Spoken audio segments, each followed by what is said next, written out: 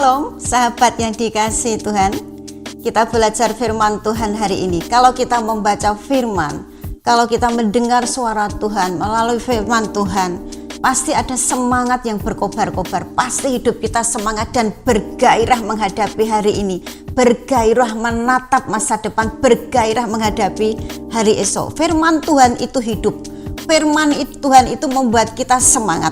Mari kita baca bersama-sama di dalam Lukas 24 ayat 31 dan 32. Ketika itu terbukalah mata mereka dan mereka pun mengenal Dia, tetapi Ia lenyap dari tengah-tengah mereka. Kata mereka seorang kepada yang lain, bukankah hati kita berkobar-kobar ketika Ia berbicara dengan kita di tengah jalan dan ketika Ia menerangkan kitab suci kepada kita? Saat mereka kecewa, mereka tertutup hatinya, tidak ada semangat hidup.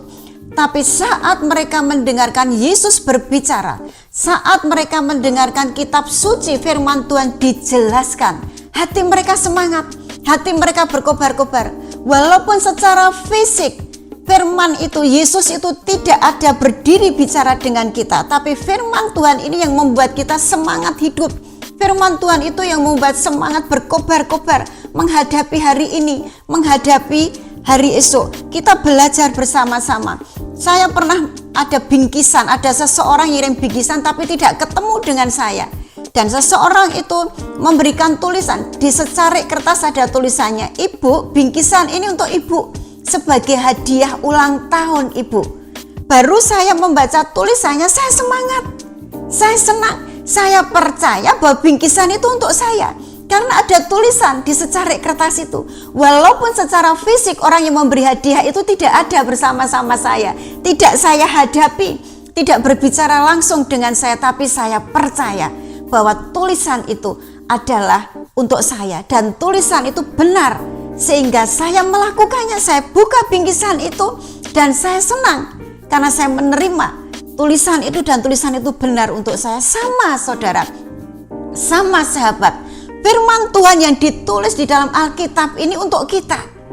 Mari kita belajar, dan saat kita belajar firman, saat kita membaca Alkitab, saat kita membaca firman, ada kobaran-kobaran, ada semangat-semangat, ada gairah hidup untuk menghadapi hidup ini, apapun rintangan di depan kita. Secara fisik Yesus tidak hadir dan bicara kepada kita, tetapi tulisan di dalam Alkitab itu, tulisan firman di dalam Alkitab itu hidup, membuat kita hidup, membuat kita berkobar-kobar. Baca dan meyakini, baca dengan iman bahwa tulisan itu hidup. Baca dengan iman bahwa firman yang ditulis di Alkitab itu adalah pembicaraan Tuhan, kata-kata Tuhan, firman Tuhan. Itu yang menyebabkan kita semangat, itu yang menyebabkan kita hidup. Bukankah di dalam kitab Roma pasal 10 ayat 17 dikatakan, iman timbul karena mendengarkan firman Kristus. Saat kita mendengar, saat kita membaca firman Tuhan, iman akan timbul. Iman menghadapi masalah, iman menghadapi persoalan, iman menghadapi hidup, iman menghadapi ada pengharapan keberhasilan di hari depan. Itu timbul.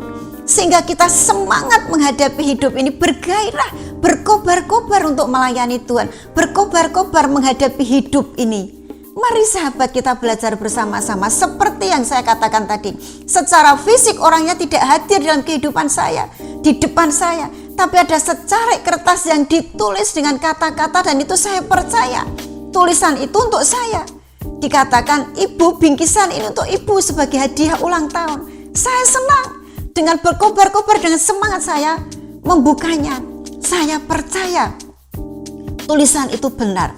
Firman itu tidak mati, saudara. Sahabat harus ngerti, Alkitab, firman yang ditulis di Alkitab itu bukan tulisan yang mati, tapi itu tulisan yang hidup, yang membuat kita hidup, yang membuat kita berkobar-kobar, yang membuat kita semangat. Baca firman Tuhan, dengar firman Tuhan, supaya Anda semangat dan berkobar-kobar menghadapi hidup yang akan datang, menghadapi hidup hari ini, menghadapi hidup hari esok. Amin. Tuhan Yesus memberkati. Shalom.